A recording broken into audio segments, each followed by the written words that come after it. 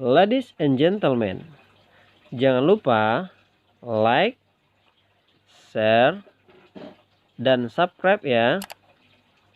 Syukron.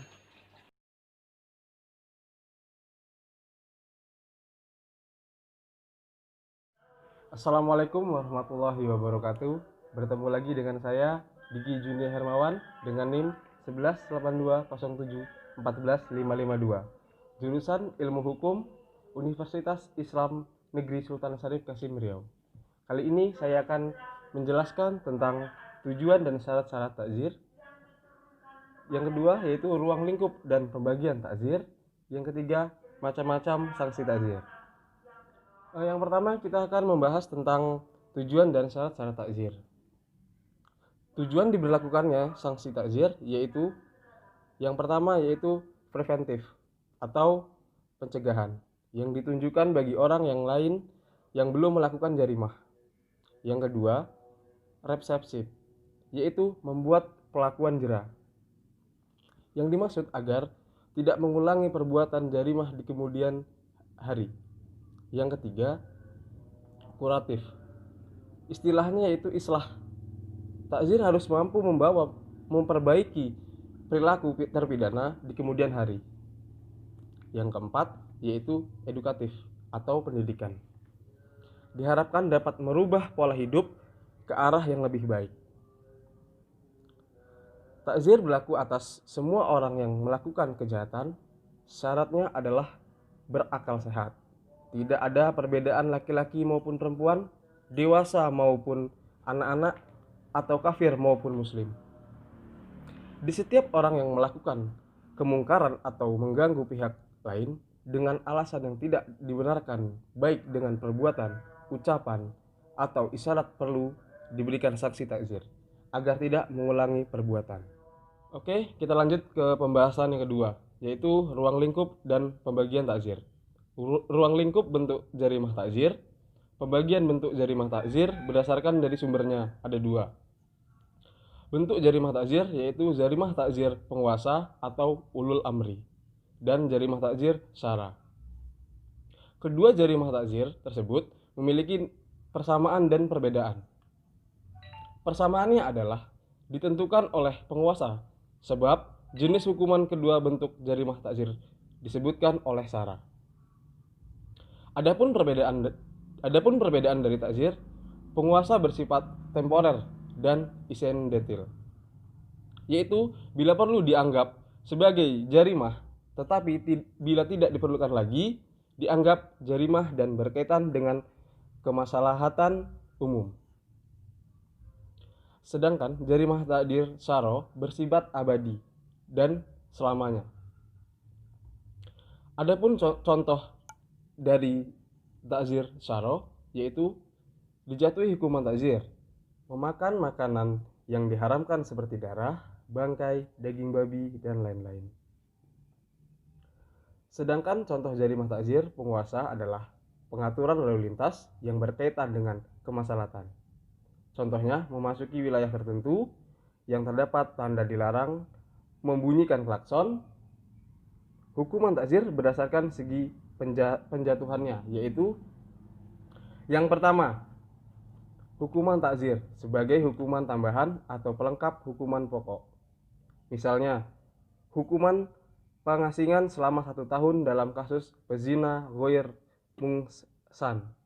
Menurut mazhab Hanafi, merupakan contoh bentuk hukuman tambahan yang mengiringi hukuman pokok 100 kali jilid pada jarimah hudud. Yang kedua, hukuman takzir sebagai pengganti hukuman pokok. Misalnya, hukuman pokok pada setiap jumlah hanya dijatuhkan apabila semua bukti secara meyakinkan dan tanpa adanya keraguan sedikitpun mengarah pada perbuatan tersebut. Karena keraguan menurut penilaian hakim, hukuman pokok tersebut tidak boleh dijatuhkan. Dan kurang bukti atau persyaratan pada suatu jarimah hudud atau qiyas dapat mengubah status jarimah tersebut berubah menjadi jarimah takzir. Yang ketiga, hukuman takzir sebagai hukuman pokok. Bagi jarimah takzir syara, misalnya memakan makanan yang diharamkan seperti darah, bangkai, daging babi, dan lain-lain. Dan keempat, hukuman takzir sebagai hukuman pokok jarimah takzir. Jarimah takzir ini disebut sebagai jarimah takzir kemaslahatan umum sebab keberadaannya sangat berkaitan erat dengan kepentingan masyarakat. Oke, kita memasuki pembahasan yang ketiga, yaitu macam-macam sanksi takzir. Secara garis besar, macam-macam takzir dibagi dalam 4 kelompok, yaitu yang pertama, hukuman takzir yang berkaitan dengan badan. Yang A, hukuman mati. Hukuman mati untuk jarimah takzir hanya dilaksanakan dalam jarimah yang sangat berat dan berbahaya dengan syarat bila pelaku merupakan seseorang yang tidak mempan oleh hukuman-hukuman hudud. Selain hukuman mati, harus dipertimbangkan betul-betul dampak kesalahan terhadap masyarakat dan pencegahan terhadap kerusakan yang menyebar di muka bumi. Yang B, yaitu hukuman jilid atau dera.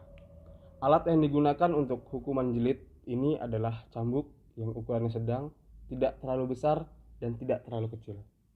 Hal ini dikemukakan oleh Ibnu Taimiyah dengan alasan bahwa sebaik-baiknya perkara adalah pertengahan.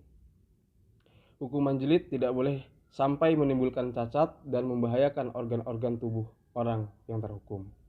Sebab tujuan memberikan pelajaran dan pendidikan kepadanya. Oleh karena itu, cambukan tidak boleh diarahkan ke muka atau fazri dan kepala, melainkan diarahkan ke punggung.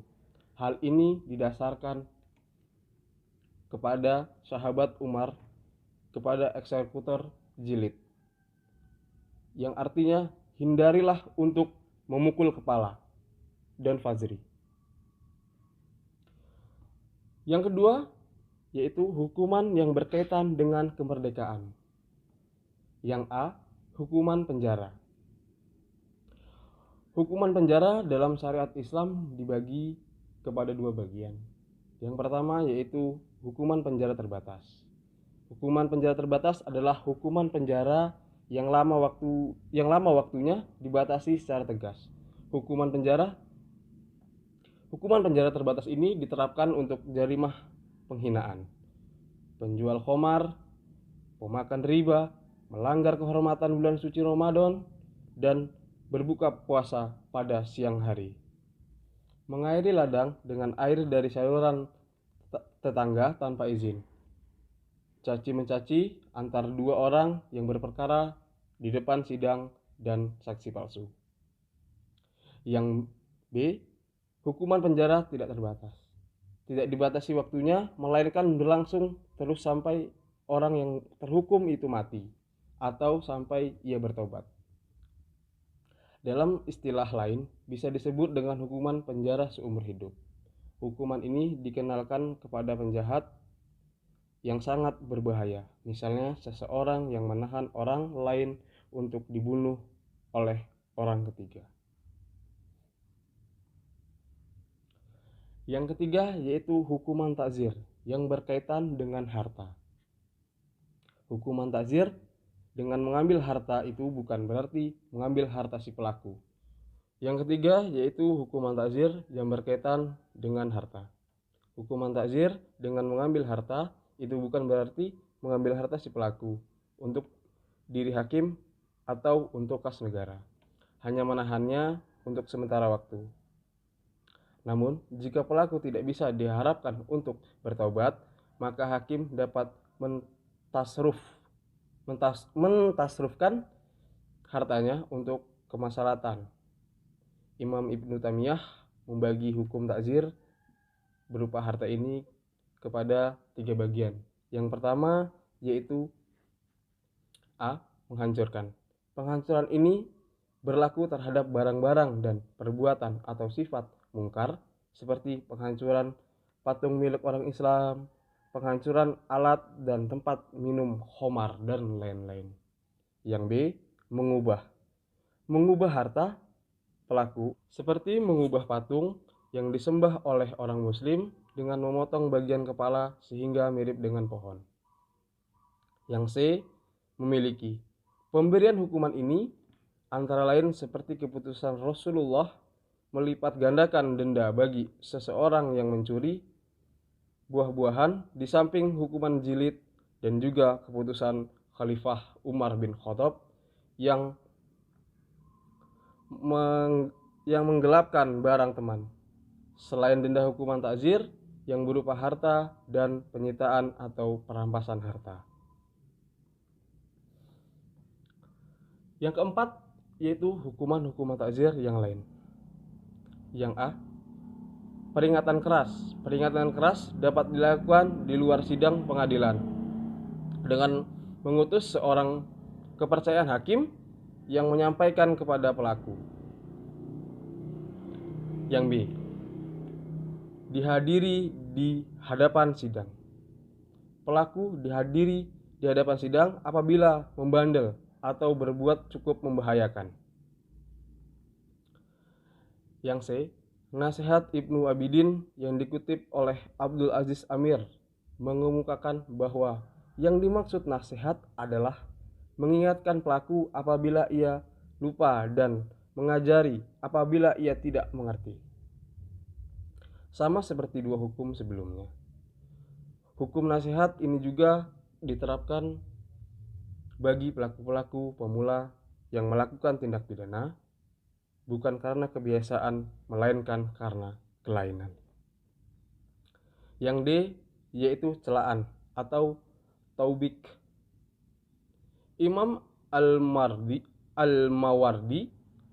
mengemukakan bahwa taubik ini bisa dilakukan oleh hakim dengan memalingkan muka dari hadapan terdakwa yang menunjukkan ketidaksenangan atau memandang dengan muka yang masam dan senyum sinis.